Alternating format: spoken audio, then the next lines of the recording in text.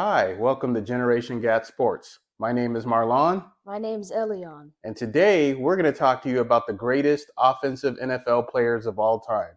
So let's get right to it.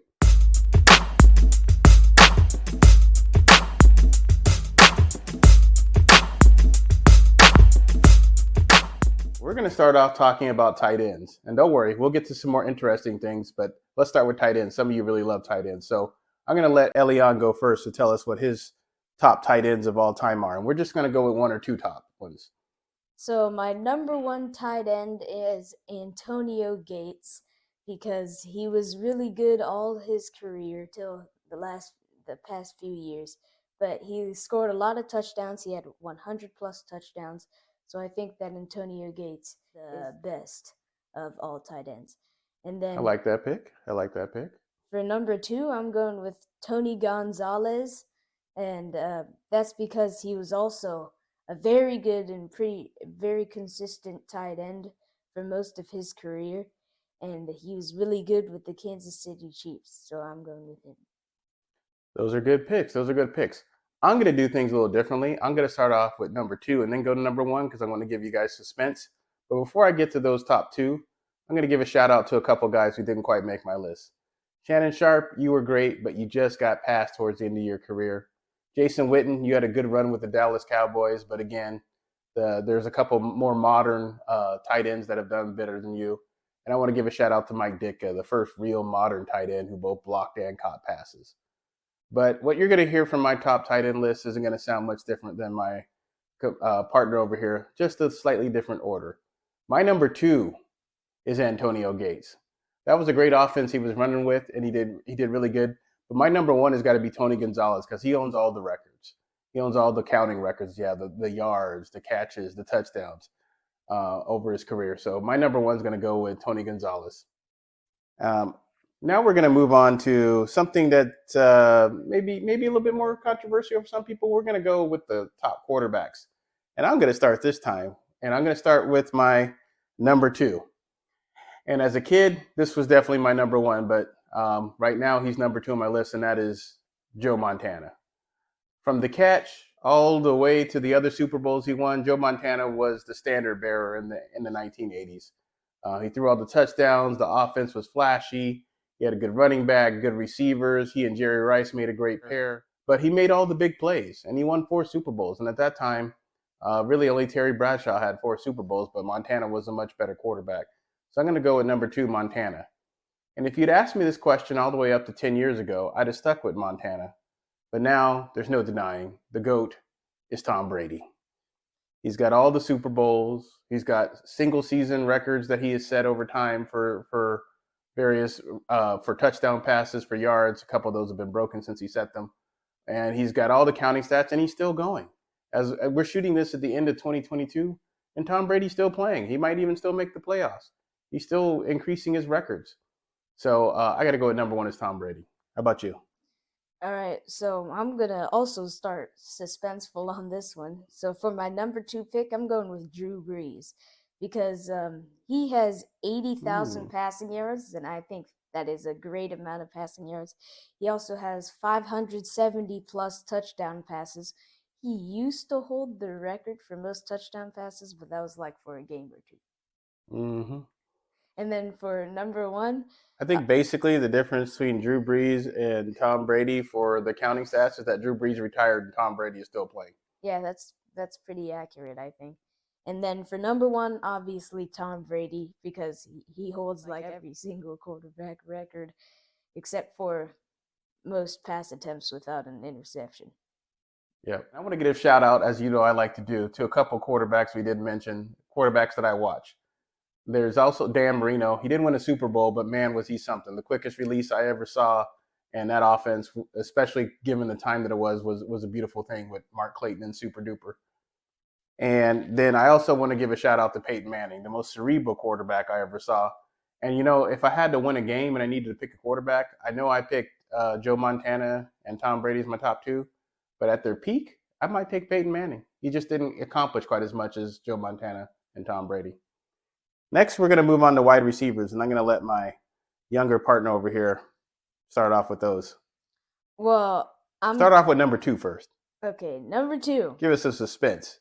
Larry Fitzgerald. I'm going Okay. Larry Fitzgerald. He was like very close to like Jerry Rice in many of his records, like tied for second or is in second place for like receiving yards, receiving touchdowns Over a for career. his career at least. He's not close to too many of Jerry's single season records. Yeah.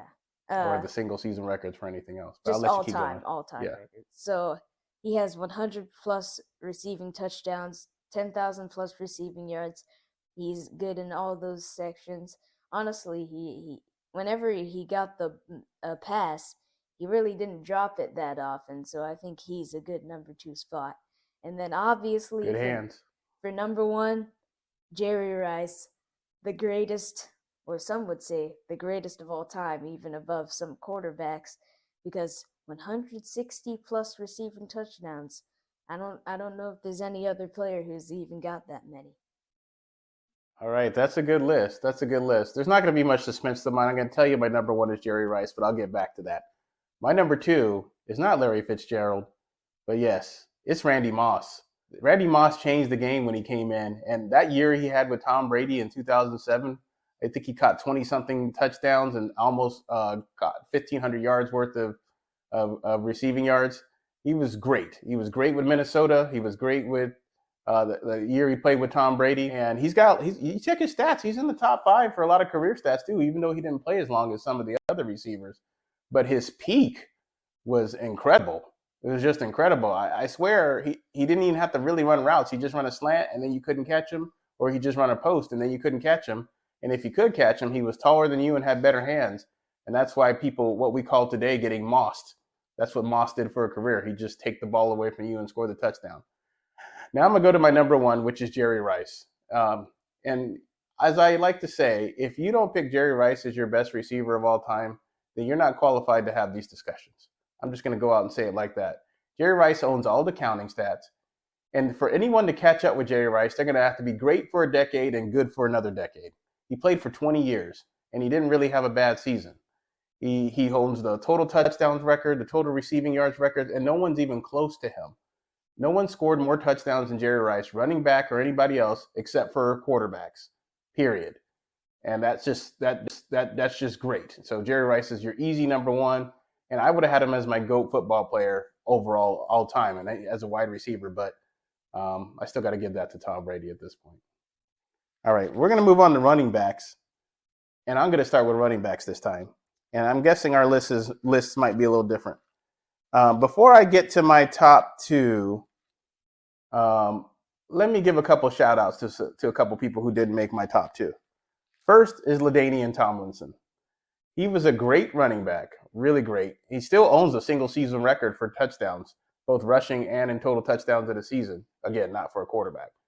And at his peak, he was great, and he was really great on a fantasy team. I also want to give a shout out to Bo Jackson, who quite honestly is the best running back I ever saw. He just got injured, career cut short, but man, he was something. And if you know about the Seahawks and the Raiders when Bo Jackson played, you know it hurts me to say that, but I saw it with my own eyes. He just absolutely destroyed our team. He was fast, he was strong, he had the whole package. Now let's get to my top 2. Number 2 for me is Barry Sanders. Barry Sanders had the best cutbacks. He was the most exciting to watch. And if he had decided he liked to keep playing football, he'd have broke the all-time rushing record. It would have been close. I think he averaged 5 yards a carry for his career, which is pretty incredible. And I remember watching him in college at Oklahoma State and in the pros. There's just been nothing like Barry Sanders before or since. He used to make defenders look silly, absolutely silly. And he'd have more touchdowns if Bobby Ross, his coach for most of his career, hadn't decided he didn't want to give Barry the ball at the goal line. He decided that because Barry liked to cut back and sometimes would lose yards. But I think when you have the best running back or one of the best running backs of all time, you still give him the ball near the goal line. Which leads me to the best of all time, which is someone you would never not give the ball to a goal line because he might come get you, and that's Jim Brown. I know all you young people never got to see Jim Brown play, but if you did, you know he was the best of all time. Even Barry Sanders' dad said to him, "You might be great, but you'll never be as good as Jim Brown." That's what his dad said to him. You know why? Because his dad saw Jim Brown play. And Jim Brown, he had a short career too, but even when he retired, he still had the rushing record, even though he only played 9 seasons. think he played to his 30 and then decided it was a good time to go make movies. He averaged 5 yards a rush, and you just couldn't tackle the guy. He was great. So I'm guessing your top two are going to be a little different. So I'd like to hear this. All right, so number 2, I'm going to go with Emmitt Smith because he holds the rushing record. I'm pretty sure he has the most rushing touchdowns. Let me just say this about Emmitt Smith. He said that he thanked Barry Sanders for retiring so he could get the rushing record. Just kind of throw that out there. And, yeah. And then for number 1, I'm also going to go with Jim Brown because I've seen many of his clips. Maybe this generation doesn't have such a big gap as I thought. Nobody agrees with me. Oh, okay. But nobody in your generation. Yeah. And there you have it. So, sorry, go ahead. But I've seen his clips. They're insane.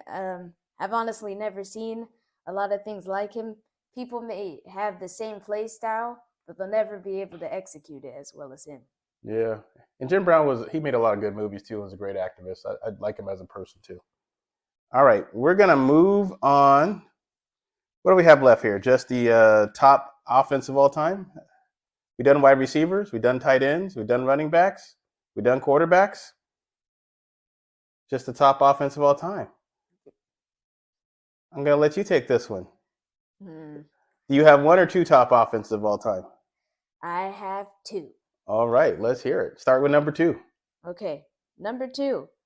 I'm going to go with the 2021 through 2022 Buccaneers offense. Now, I know that's a little crazy, but they had a lot of action-packed receivers. I mean, they had Antonio Brown. They had Antonio Brown for most of the season until he took his shirt off and decided, I'm not playing football anymore. Okay. They had Chris Godwin. They had Mike Evans. They had good running backs. They had Leonard Fournette and Ronald Jones. They had all of them. They had Tom Brady. Honestly, it's a crazy action-packed offense. Not to mention, Tom Brady had 5,000-plus passing yards and 40-plus passing touchdowns that year. Mm-hmm. So that's my number 2. And then for number 1, I am probably going to go with the 2013 through 2014 Broncos offense with Payton Manning. That is probably one of the greatest offenses of all time. You know, they had Cortland Sutton and Demaryius Thomas, and I think that was just a great offense until they went to the Super Bowl and got destroyed by the Seahawks. Yep. All right, that's just a pretty good list. I have a slightly different ones, but you know me, there's been a lot of good offenses throughout time, so I have to give a shout out to one before I go to my top 2. And the shout out I'm going to give is to a Tom Brady offense, but it's not the 2021 Buccaneers, but the 2007 Patriots. You know, the one that had Randy Moss when he almost caught 1,500 receiving yards, and Tom Brady set the touchdown record for a single season with 50 that year. And they led the league in scoring and broke all kinds of records and went undefeated until they ran into the Giants in the Super Bowl. But they're still only my number 3. My number 2, the greatest show on turf, the 1999 St. Louis Rams with Kurt Warner. They had Isaac Bruce, Torrey Holt, Az-Zahir Hakim, and some guy named Marshall Faulk, who caught 1,000 receiving yards that year and rushed for over 1,000 yards. And that's just an incredible feat. And they won the Super Bowl. The Patriot team you mentioned, they didn't win the Buccaneer team you mentioned. Yeah. And then the Patriot team I mentioned didn't win the Super Bowl. The Bronco team I mentioned didn't win the Super Bowl. But the Rams won the Super Bowl. And some may argue that really their seasons after that, 2001, 2002, might have been better. But that's the year they came onto the scene. And that's the year they got the nickname, the greatest show on turf. And Marshall Faulk was just unreal, and he was the beginning of the modern running backs that we had for a while, the fantasy football killers like Priest Holmes and LaDainian Tomlinson that came after him. Now it's more running back by committee, but for a while, Marshall Faulk started that trend. And my number 1 is the same as his number 2, and that's the 2013 Denver Bronco offense. He mentioned Cortland Sutton, and he mentioned Demaryius Thomas, but he forgot Eric Decker, who actually was the top receiver on that team. And that was the year they also picked up Wes Welker. And Wes Welker was on that offense too. And Peyton Manning threw 55 touchdown passes, broke Tom Brady's record from 2007 that year. So, and he still holds that record. And that team actually scored 38 points per game. 10 more points per game than any other team in the league that season. It was incredible, absolutely incredible. And everything was great until they lead you to boom in the Super Bowl. And, it's really not good when you're the greatest offense of all time and you score 8 points. Gotta love my Seahawks. I think that's a great way to end this video. That Seahawk team destroyed what I consider to be the greatest offense of all time. I guess you know what they say. Good defense beats a good offense. And that was certainly true that year. Got anything else to add? Nope. All right. Thank you for joining us in Generation Gat Sports. Stay tuned for our next video. Like and subscribe. And leave some comments. We'd like to know what you think, and we'd like to know what you'd like us to talk about. Have a great day.